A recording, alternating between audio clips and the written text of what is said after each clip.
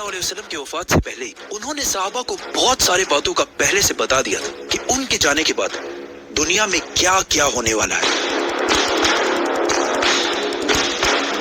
एक दिन हजरत उमर रज़ी अल्लाह ताला अन्हु बाकी सहाबा के साथ आप सल्लल्लाहु अलैहि वसल्लम के पास मस्जिद नबवी में बैठे हुए थे कि अचानक एक बहुत ही रोबदार और हैंडसम आदमी मस्जिद में दाखिल हुआ। उनके कपड़े हेलो गाइस, अस्सलाम वालेकुम। आई होप कैसे हैं आप लोग। उम्मीद करता हूँ खैरियत से होंगे। This is Muntazir. तो आप देख रहे हैं बीके रज़ा ऑफिशियल। तो आज हम देखने वाले हैं इस्लाम ऑफ क़यामत, जिब्रील अलैहिस्सलाम एंड द कोहिस्तानी। इस वीडियो में हमको देखने के लिए मिलेगा कि आप सल्लल्लाहु ताला अलैहि वसल्लम वफ़ात से पहले ही सहाबा इकराम को बता दिए थे कि दुनिया में क्या क्या होने वाला है, सऊदी और दुबई जैसे मुल्क कैसे तरक्की में आएगी, ये पूरी चीज़ें आप सल्लल्लाहु अलैहि वसल्लम पहले ही बता दिए थे। तो ये पूरा वाक़यात इस वीडियो में होने वाला है। तो चलो वीडियो देखते फिर इनके बारे में बात करेंगे। आप सल्लल्लाहु अलैहि वसल्लम की वफात से पहले उन्होंने सहाबा को बहुत सारी बातों का पहले से बता दिया था कि उनके जाने के बाद दुनिया में क्या क्या होने वाला है। एक दिन हजरत उमर रज़ी अल्लाह ताला अन्हु बाकी सहाबा के साथ आप सल्लल्लाहु अलैहि वसल्लम के पास मस्जिद नबवी में बैठे हुए थे कि अचानक एक बहुत ही रोबदार और हैंडसम आदमी मस्जिद में दाखिल हुआ। उनके कपड़े एक्सट्रीमली वाइट और बाल बिल्कुल ब्लैक थे। उस दिन से पहले उन्हें मदीना में किसी ने भी नहीं देखा, मतलब वो मदीना के रहने वाले नहीं थे और उनके कपड़ों और बालों से बिल्कुल ऐसा नहीं लग रहा था कि वो कहीं दूर से ट्रेवल करके मदीना आए। मस्जिद में बैठे सारे सहाबा इस शख्स को गौर से देख रहे थे। वो आदमी सीधा मस्जिद नबवी के अंदर आया और आके रसूलुल्लाह सल्लल्लाहु अलैहि वसल्लम के बिल्कुल सामने बैठ गया और कहा, ए मुहम्मद, मुझे इस्लाम के बारे में बताएं। इस आदमी के जाने के बाद आप सल्लल्लाहु अलैहि वसल्लम ने सहाबा से पूछा कि क्या तुमने इस शख्स को पहचाना? ये जिब्रील अलैहिस्सलाम थे और तुम्हें तुम्हारा दीन सिखाने के लिए आए थे। आप सल्लल्लाहु अलैहि वसल्लम ने जिब्रील को इस्लाम के बारे में बताया कि अल्लाह के सिवा किसी को खुदा ना मानना, मोहम्मद को अल्लाह का रसूल मानना, नमाज, रोजा, ज़कात और हज अदा करना। जिस पर जिब्रील अलैहिस्सलाम ने कहा कि आपने बिल्कुल सच फरमाया। फिर जिब्रील अलैहिस्सलाम ने आप सल्लल्लाहु अलैहि वसल्लम से ईमान के बारे में पूछा। आप सल्लल्लाहु अलैहि वसल्लम ने फरमाया कि अल्लाह को मानना, उसके एंजल्स, फरिश्तों को मानना, उसकी किताबों को मानना, उसके पैगंबरों को मानना, आखिरत को मानना और तकदीर को मानना। जिस पर जिब्रील अलैहिस्सलाम ने फिर कहा कि आपने बिल्कुल सच फरमाया। जिब्रील अलैहिस्सलाम ने आप सल्लल्लाहु अलैहि वसल्लम से एहसान के बारे में भी पूछा और फिर जिब्रील अलैहिस्सलाम ने आप सल्लल्लाहु अलैहि वसल्लम से पूछा कि क़यामत, डे ऑफ जजमेंट, कब आएगी? जिस पर आप सल्लल्लाहु अलैहि वसल्लम ने कहा कि जितना आपको पता है सिर्फ उतना ही मुझे पता है, मतलब क़यामत के दिन का अल्लाह के सिवा किसी को भी नहीं पता। जिब्रील अलैहिस्सलाम ने ये सुनने के बाद फरमाया कि मुझे उस दिन के बारे में कुछ निशानियां बताएं।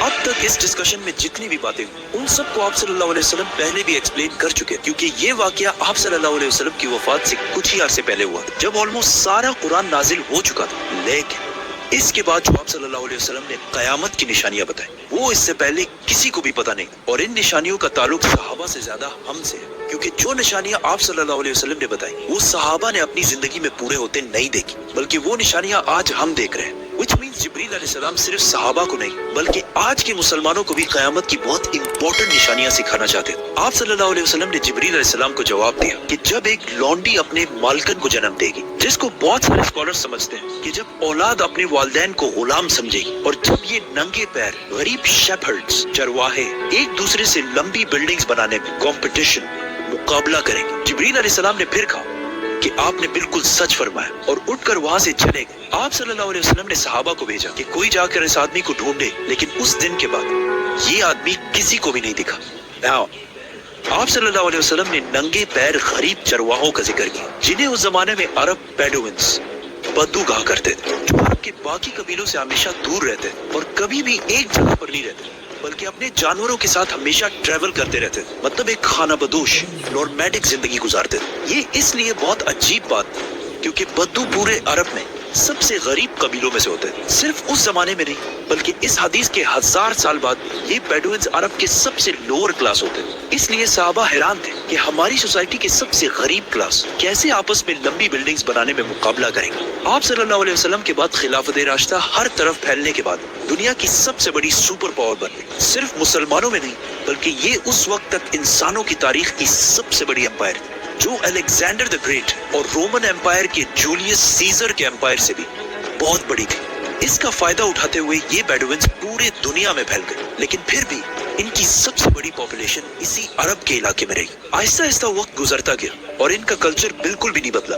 ये बेडुइन्स उसी तरह अपनी जिंदगी गुजारते रहे। आखिर 1000 साल बाद उस्मानिया खिलाफत के आखिरी जमाने में दुनिया पुराने तरीकों से एक नई इंडस्ट्रियल एज की तरफ बढ़ने लगी। तो आखिर उस्मानी खलीफा सुल्तान अब्दुल हमीद ने मुसलमानों को भी मॉडर्न दुनिया की तरफ लाने के लिए बहुत स्ट्रॉन्ग रिफॉर्म्स की और पूरी एम्पायर में बहुत सारे प्रोजेक्ट शुरू किए, जिसमें इस्तांबुल से मदीना तक एक ट्रेन भी बनाई गई। लेकिन इस ट्रेन के रास्ते में हमेशा एक बहुत बड़ी रुकावट थी, यही बेडुइन्स, क्योंकि इन्हीं बेडुइन्स इससे बहुत साल पहले 1757 में 20,000 हाजियों को शहीद भी किया था, जिसके बाद उस्मानिया सल्तनत इनके कल्चर को चेंज करने लगी और इन्हें खानाबदोश नॉर्मैडिक जिंदगी से एक परमानेंट इलाके में सेटल करने की कोशिश की। लेकिन बेडुइन कबीले उस्मानिया सल्तनत के इन रिफॉर्म से बिल्कुल भी खुश नहीं थे और आखिर सऊदी अरब के पहले बादशाह इब्ने सऊद ने बेडुइन्स को यूनाइट करके ऑटोमन एम्पायर के खिलाफ एक फौज बनाई और फिर ब्रिटिश की मदद से इस पूरे इलाके को फतह कर लिया, जिसे आज हम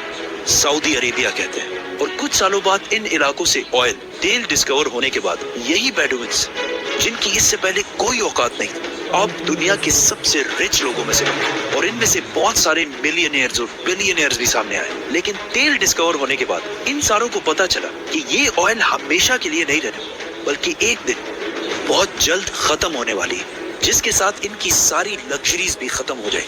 तो सबसे पहले दुबई के बादशाह शेख मोहम्मद बिन राशिद, जो एक बेडुइन बद्दू कबीले से हैं, जिन्होंने एक बार खलीज टाइम के इंटरव्यू में खुद ये कहा है कि उन्हें बेडुइन कबीले से होने पर फख्र है। उन्होंने दुबई को ऑयल से निकालकर टूरिज्म और बिजनेस की तरफ लाया और बहुत तेजी से कुछ ही सालों में दुबई दुनिया की बेस्ट सिटीज में से बन गई। और फिर कुछ सालों बाद दुनिया की सबसे लंबी बिल्डिंग बुर्जुल खलीफा भी दुबई में बनाई गई। ये अब तक इंसानों की बनाई हुई सबसे बड़ी बिल्डिंग है। इससे पहले एक जमाने में, आज से 4500 साल पहले, इजिप्ट में फिरौनों के बनाए हुए pyramids, specifically the pyramid of Giza, इंसानों की बनाई हुई सबसे बड़ी बिल्डिंग और दुनिया की सबसे बड़ी बिल्डिंग होने का ये टाइटल इस पिरामिड के पास 3800 साल तक रहा। मतलब फिरौन के बाद 3800 साल तक कोई भी फिरौन से लंबी बिल्डिंग नहीं बना सकता। लेकिन 3800 साल बाद यूरोप के एक चर्च ने पिरामिड्स का ये रिकॉर्ड तोड़ दिया, जिसके बाद पेरिस के आईफिल टावर और 9/11 में तबाह होने वाली वर्ल्ड ट्रेड सेंटर भी दुनिया की सबसे बड़ी बिल्डिंग्स रह चुकी है। इसके बारे में फिर हम बात करेंगे, तो सब्सक्राइब। दुबई की इस अजीम कामयाबी को देखकर सऊदी ने भी इसे कॉपी करना शुरू किया और मक्का में काबा के बिल्कुल सामने दुनिया की चौथी सबसे बड़ी बिल्डिंग बनाई और कुछ ही साल बाद दुनिया की सबसे बड़ी बिल्डिंग का ऐलान करते किंगडम टावर या जद्दा टावर, जो दुबई के बुर्ज खलीफा से भी बड़ी होगी और इस तरह सऊदी यूएई से आगे निकल जाएगी। इस सारे प्रोजेक्ट को हेड करने वाले का नाम अल वलीद बिन तलाल है, जो कुछ साल पहले दुनिया के सबसे अमीर अरब, जिनके कबीले का ताल्लुक अगेन एक बेडुइन कबीले से। जिसके बाद दुबई ने सऊदी से दोबारा आगे निकलने के लिए दुबई में एक नई दुनिया की सबसे बड़ी बिल्डिंग बनाने का ऐलान किया, जो इन दोनों बुर्ज खलीफा और जद्दा टावर से भी बड़ी होगी। और आजकल हर कुछ अरसे बाद बहुत तेजी से अरब में ऐसी लंबी बिल्डिंग्स के प्रोजेक्ट्स का ऐलान हो रहा है। इवन अरब कंट्रीज एक दूसरे को ये तक नहीं बता रही कि उनके अगले प्रोजेक्ट की हाइट क्या होगी, क्योंकि फिर बाकी अरब कंट्रीज उनसे आगे निकलने के लिए उससे भी बड़ी बिल्डिंग का ऐलान कर देंगे। और इस तरह लंबी बिल्डिंग्स बनाने का एक बहुत सख्त कंपटीशन इन सारे अरब ममालिक में स्टार्ट हो चुका है, जिनमें ऑलमोस्ट सारे प्रोजेक्ट्स के पीछे ऐसे लोग हैं जिनका कोई ना कोई ताल्लुक उन्हीं बेडुइन कबीलों से। और आज ये जो कुछ भी हो रहा है, इस सब का रसूलुल्लाह सल्लल्लाहु अलैहि वसल्लम ने आज से 1400 साल पहले जिब्रील अलैहिस्सलाम और सहाबा को बता दिया था कि एक दिन ये बेडुइन्स, जो आज नंगे पैर और बहुत ही गरीब शेपर्ड्स, चरवाहे हैं, वो एक दूसरे से लंबी बिल्डिंग्स बनाने में मुकाबला करें। और ये कयामत की इतनी इंपॉर्टेंट निशानी है कि जिब्रील अलैहिस्सलाम खुद मुसलमानों को ये सिखाने आए थे। और आज रसूलुल्लाह सल्लल्लाहु अलैहि वसल्लम की बताई हुई इस निशानी को हम अपने आंखों के सामने पूरा होते देख रहे हैं। सब्सक्राइब। तो गाइस, ये था क़यामत की निशानी जो आप सल्लल्लाहु अलैहि वसल्लम वफ़ात से पहले सहाबा इकराम को बता दिए थे कि दुनिया में क्या कुछ होने वाला है। आज सऊदी दुबई में जितने भी अमीर आदमी हैं, इन सब का ताल्लुक़ उससे कबीले से हैं जिसके हुज़ूर बात किए थे कि उनके पास पहनने के लिए चप्पल भी नहीं था। हुज़ूर पहले ही बता दिए कि ये कबीला बाद में जाके बड़ी बड़ी बिल्डिंगें तैयार करेंगे। तो आई होप वीडियो आपको कैसा लगा कमेंट में ज़रूर बताना। वीडियो को लाइक करके शेयर कर देना।